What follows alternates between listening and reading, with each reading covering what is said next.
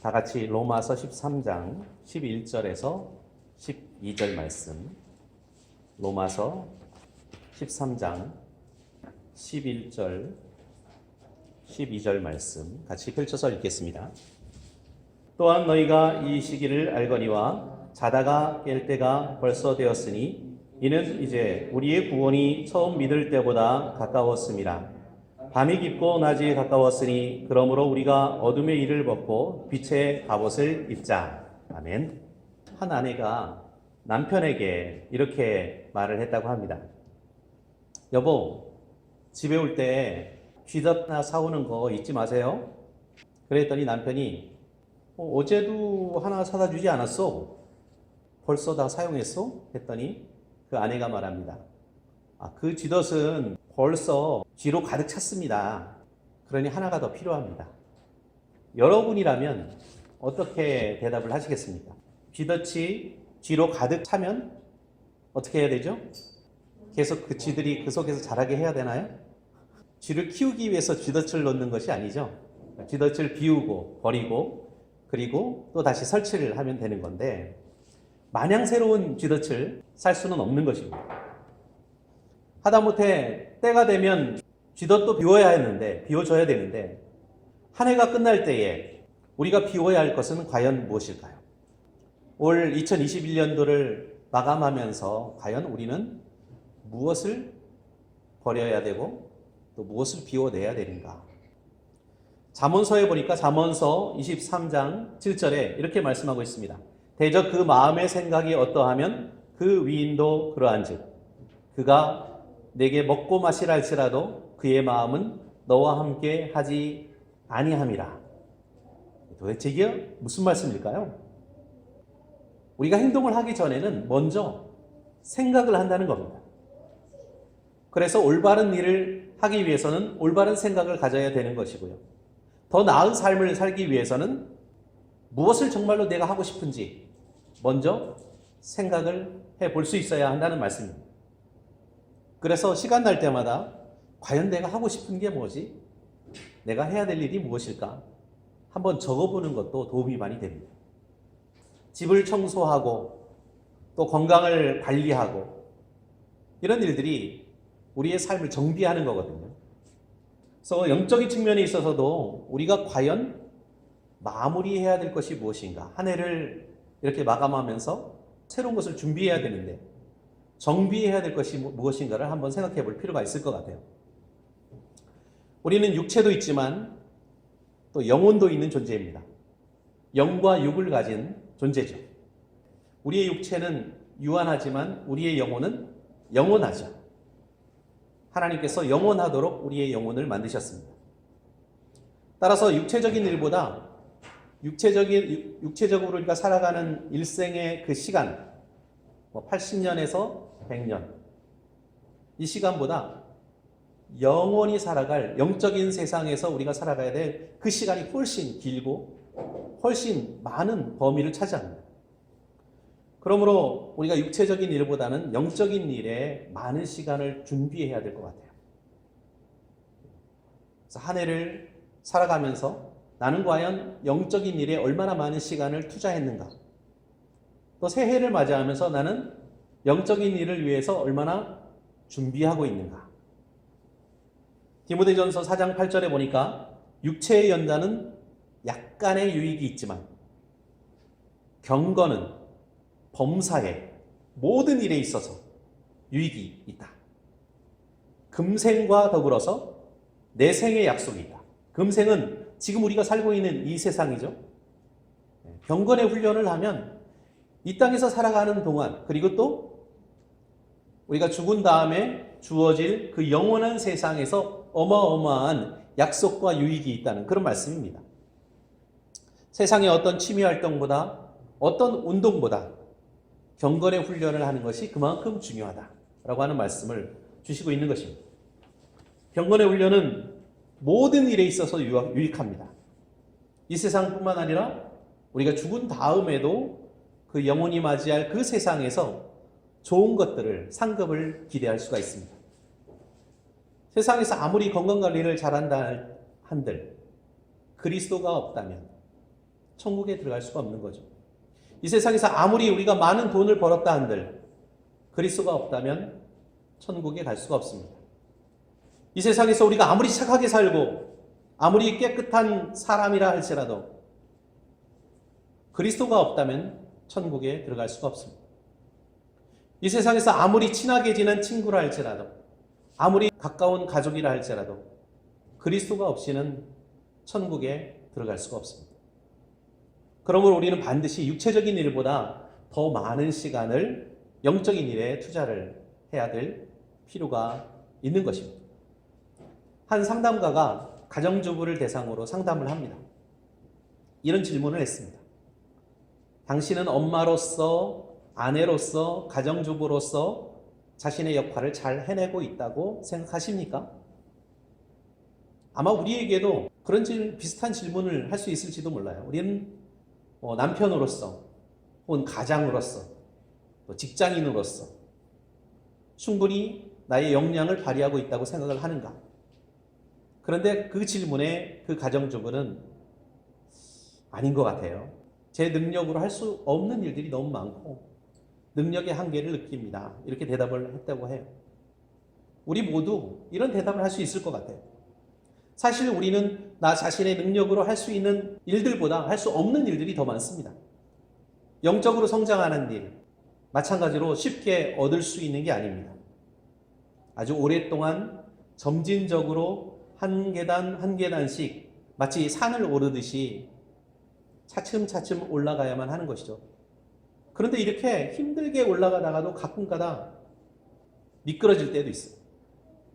또 멈추면 힘이 빠질 때도 있습니다. 빌립보서 3장 14절 말씀해 보니까 표대를 향하여 그리스도 예수 안에서 하나님이 위에서 부르신 부름의 상을 위하여 달려가노라, 이렇게 바울 사도가 고백을 하고 있습니다. 바울 사도의 삶의 태도죠. 다 이루었다고 생각하지 않고 앞으로 내가 가야 할 길이 뭐니? 저 표대를 향해서 예수 그리스도 안에서 내가 열심히 하루하루를 살아간다 라는 그런 고백입니다. 여기서 달려간다, 달려가노라 라고 하는 말에 해당되는 헬라어가 있습니다. 그 헬라어는 추격한다라는 뜻을 가지고 있다고 해요. 마라톤을 할 때 선두에서 달리는 사람들은 뭔가 불안합니다. 뒤에 혹시나 누가 쫓아오지 않을까 해서 뒤를 자꾸 돌아보게 되죠. 그래서 에너지를 자꾸 소모해요. 선두를 계속 유지하기가 정말 힘든 겁니다. 페이스를 지키기가 어려운 거예요.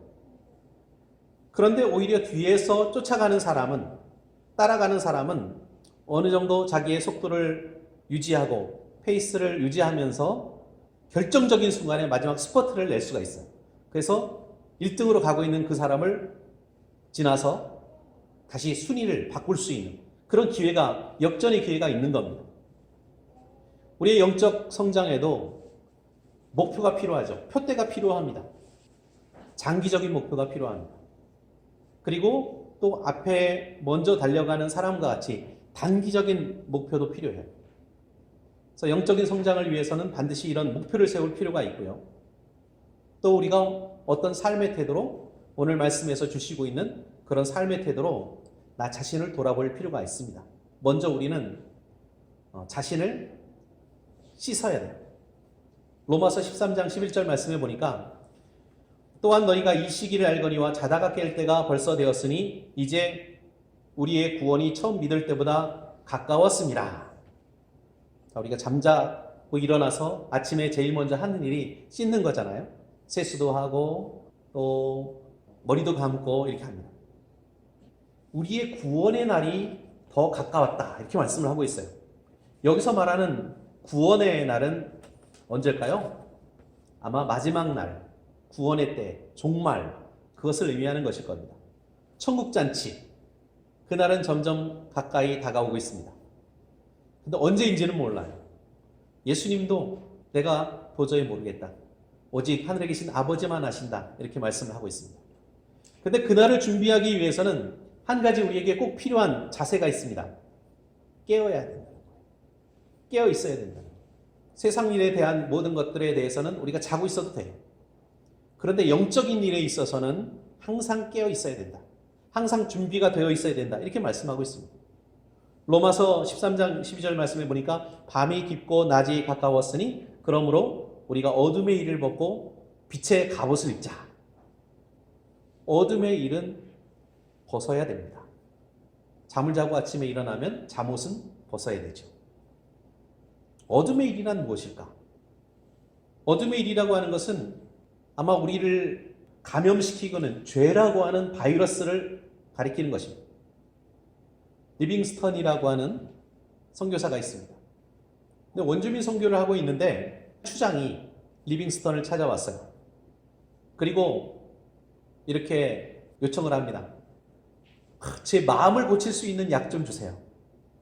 걱정도 많고 자만심도 많고 화도 많고 그러니 제 마음을 좀 고쳐주세요.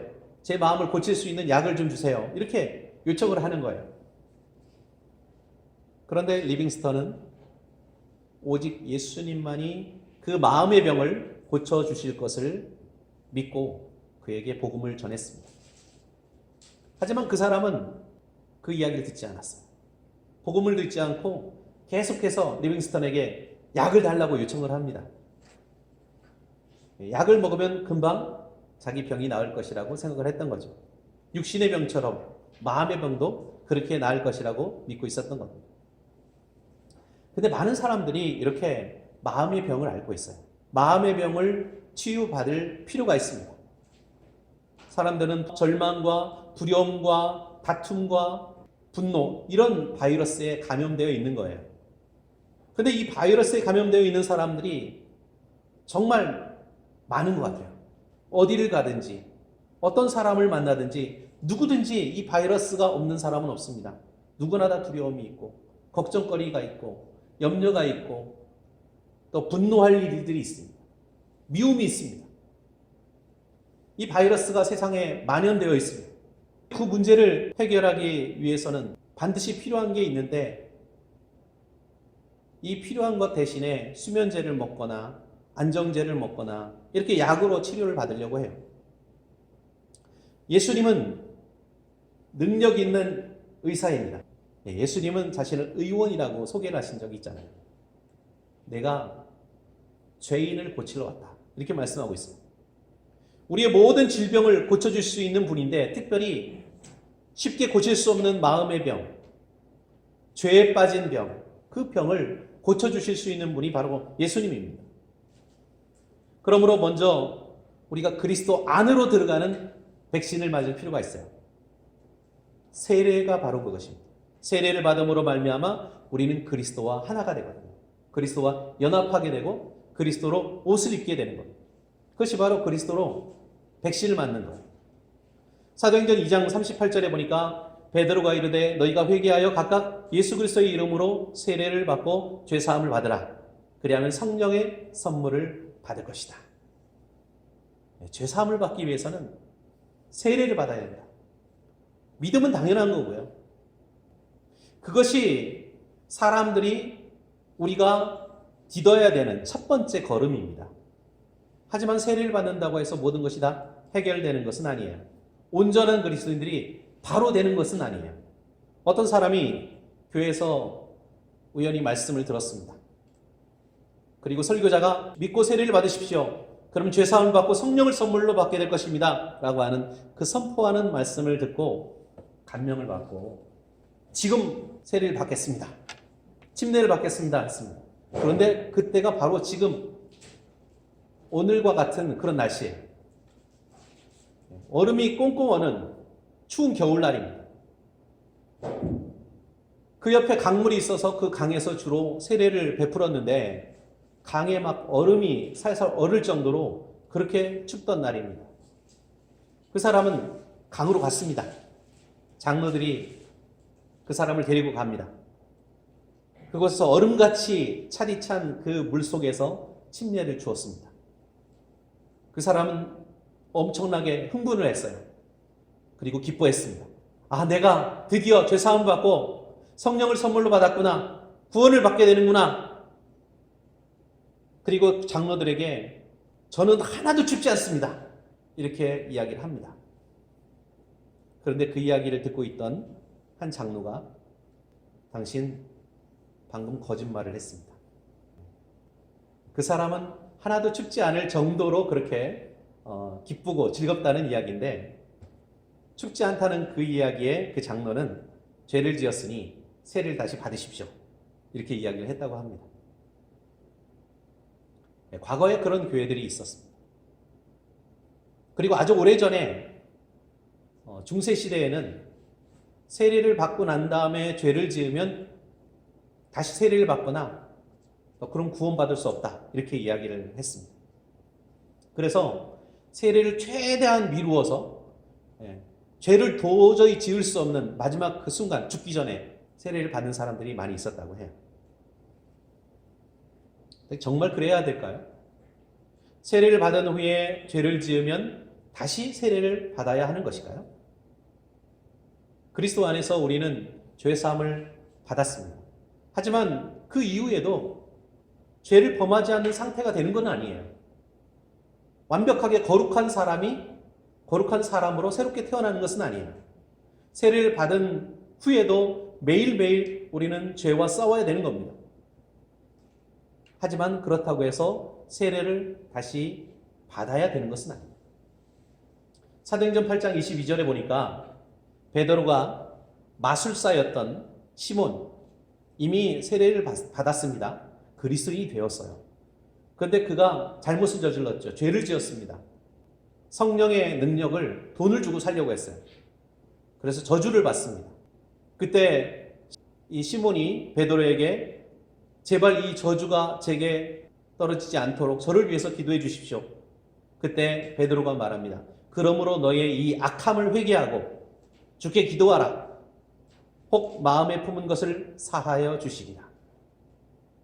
이 말씀처럼 회개하고 기도해야 된다라고 말씀을 하고 있어요. 로마서 7장 15절에 보니까 내가 행하는 것을 내가 알지 못하니 곧 내가 원하는 것은 행하지 아니하고 도리어 미워하는 것을 행함이라. 내가 옳은 것을 알고 있지만, 이렇게 살아야 된다는 것을 알고 있지만 그러나 그렇게 살지 못하는 것, 한탄하고 있잖아요. 누가? 바울 사도가. 바울조차도 이 죄의 문제와 싸우고 있었다는 거예요. 우리는 세례를 받은 후에도 여전히 죄사함의 은혜가 필요합니다. 과연 그렇습니까? 아멘. 그렇죠. 요한일서 1장 9절에 보니까 만일 우리가 우리 죄를 자백하면 저는 미쁘시고 의로우사 우리 죄를 사하시며 우리를 모든 불의에서 깨끗하게 하신다, 이렇게 말씀하고 있습니다.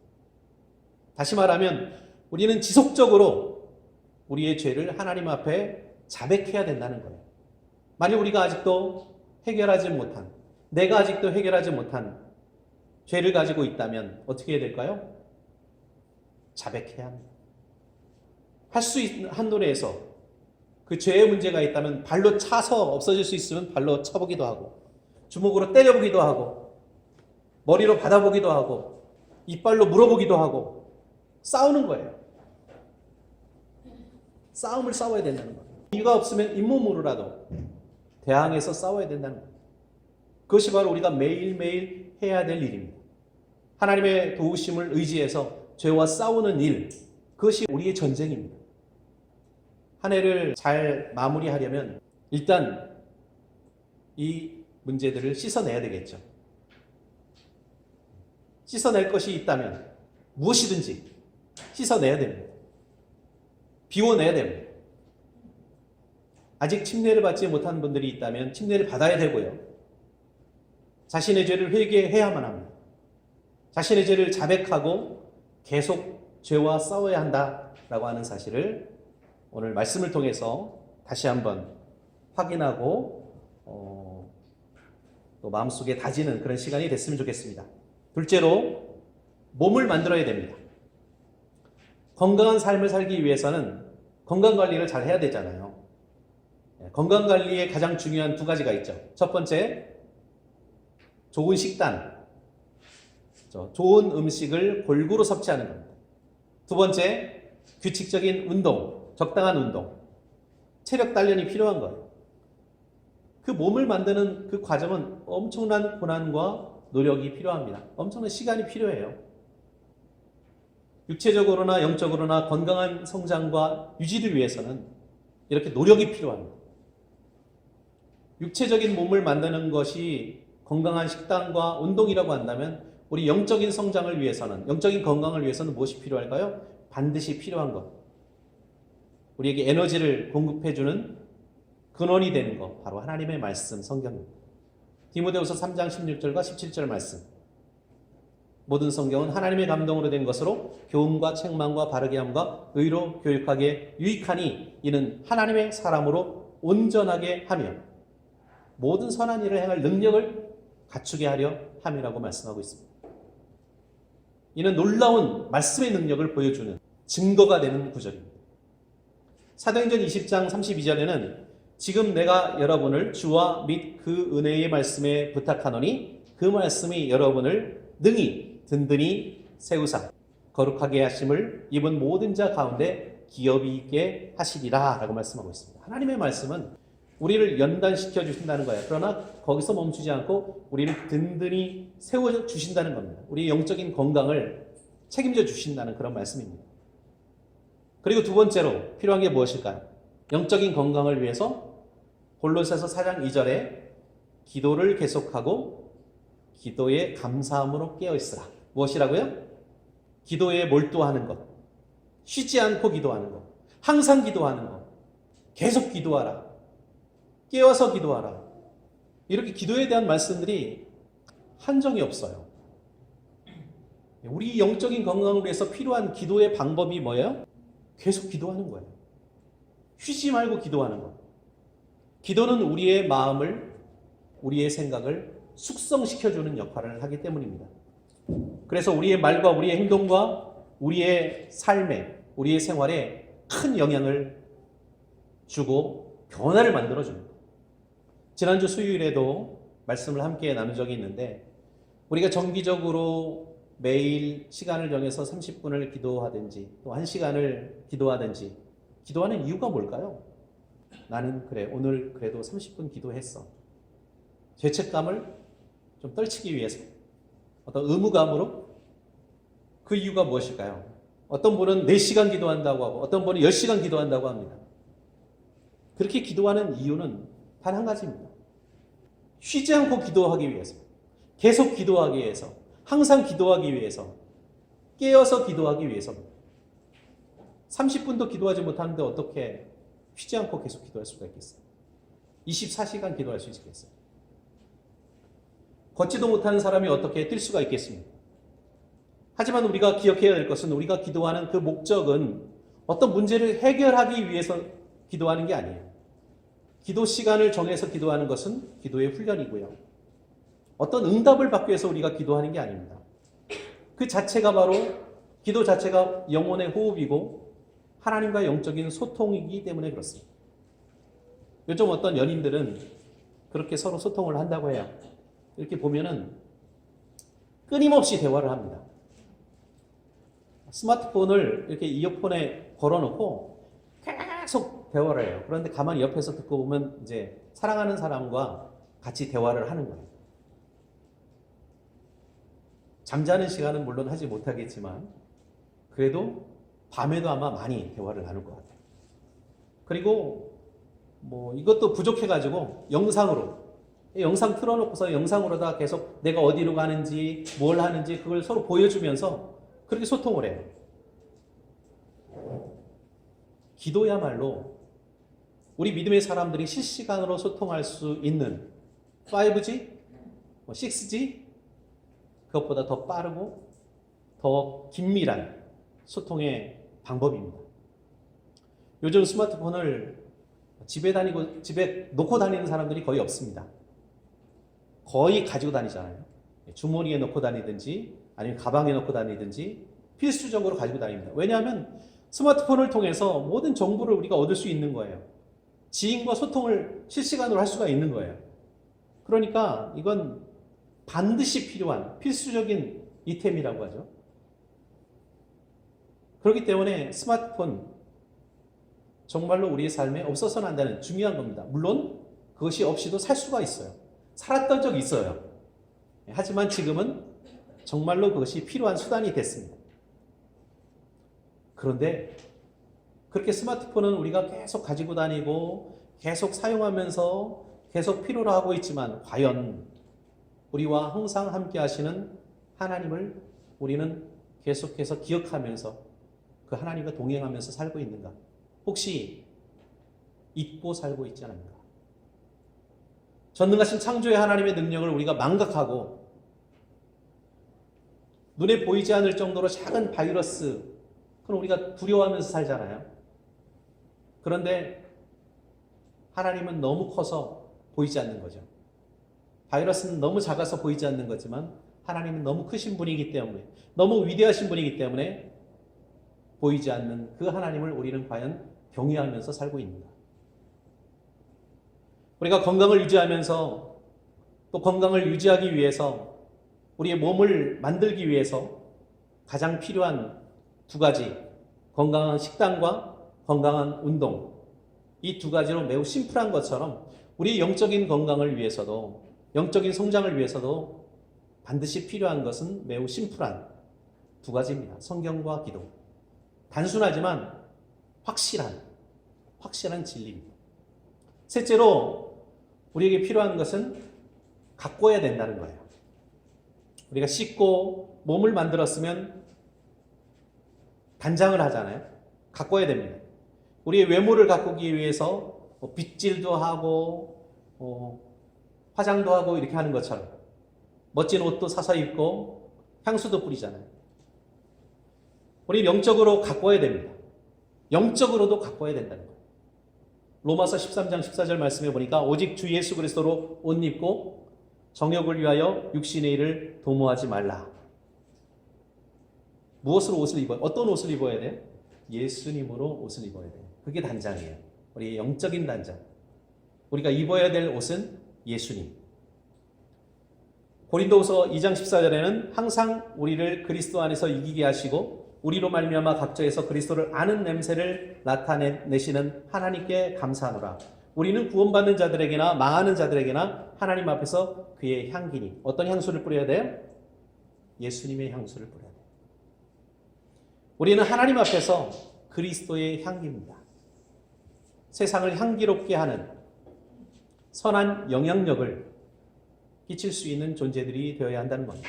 그것 자체가 바로 그리스도를 증거하는 거예요. 최고의 전도입니다. 그리스도인의 향기를 나타낼 수 있는 가장 좋은 방법 무엇일까? 다양한 것들이 있을 거예요. 근데 저는 그 중에서 매우 중요한 몇 가지가 있는데 친절이라고 생각해요. 친절한 표정, 친절한 말, 친절한 행동. 아름다운 것이잖아요. 모든 사람들이 좋아하는 거잖아요. 아마 그 향기는, 그 향수는 모든 사람들이 좋아할 겁니다. 사람의 표정과 말과 행동은 바이러스처럼 전염력이 강합니다. 전염성이 있어요. 제가 월드비전 활동을 하면서 이제 학교를 다니면서 초등학생, 중학생, 고등학생들한테 세계 시민 교육을 한 적이 있는데 그때 알게 된 영화가 있습니다. 어떤 영화인가 하면 아름다운 세상을 위하여라는 영화인데 혹시 본 적이 있으신 분도 있는지 모르겠어요. 2000년도 초에 이제 나온 영화인데 이 영화를 보면 초등학생이 주인공입니다. 초등학생 트레버라고 하는 이 친구가 있는데 이 친구가 가장 가까운 곳에서부터 시작해서 세상을 바꾼 이야기, 그 가능성을 보여준 이야기가 바로 이 안에 들어있습니다. 그 내용입니다. 트레버는 사회 시간에 선생님으로부터 숙제를 받습니다.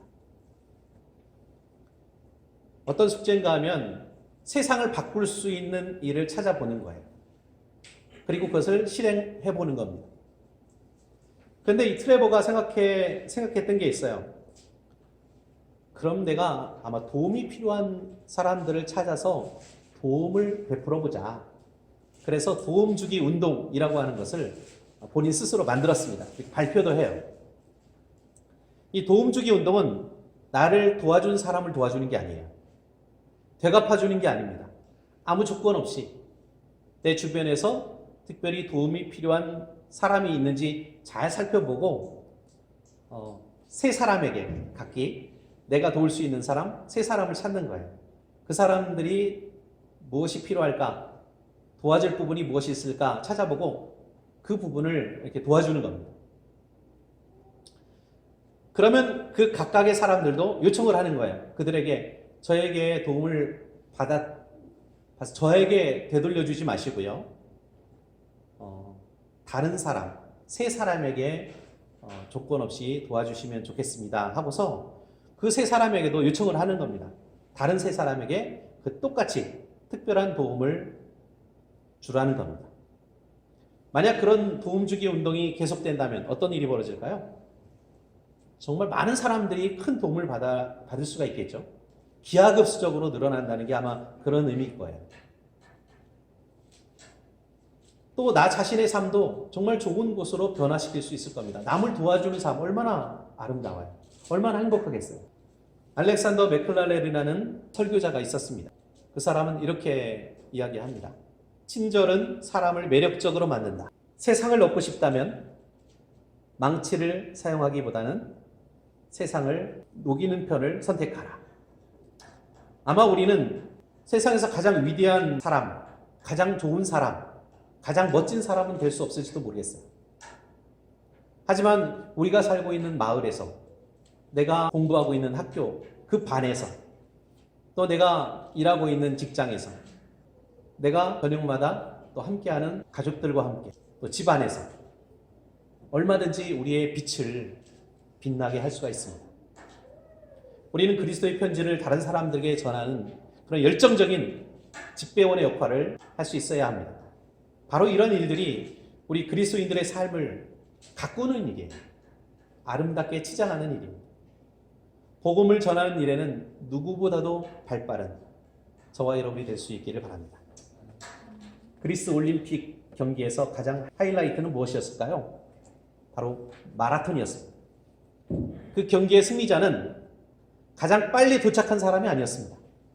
들고 있는 횃불에 그 불을 꺼뜨리지 않고 끝까지 달린 사람이 바로 승리자였다고 합니다. 사랑하는 형제자매 여러분, 언젠가 우리의 인생을 마감할 때가 있을 겁니다. 그때 우리의 경주도 끝나게 되겠죠. 하지만 그때 그리스도를 밝히기 위해서 저와 여러분이 횃불을 끝까지 들고 있다면, 타오르는 그 불꽃이 있다면 그때 우리는 승리자가 될 줄로 믿습니다.